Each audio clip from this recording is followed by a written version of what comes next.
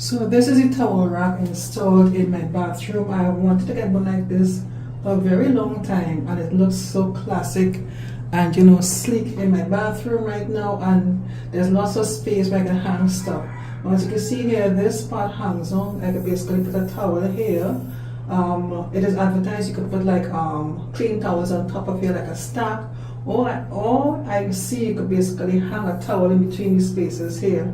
This section can fold up like this if you want to get space, and this whole area here could put up like that. Again, if you want to have more storage space, you can hang stuff here. Right now, as you can see, I'm using it to hang my hair nets and stuff.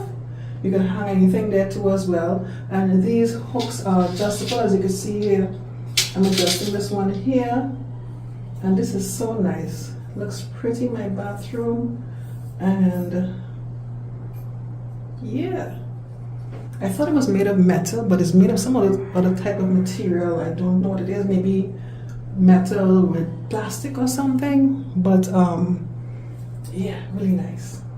And it's not that heavy in weight. Easy to install, actually easy because my husband installed it. He does the installation.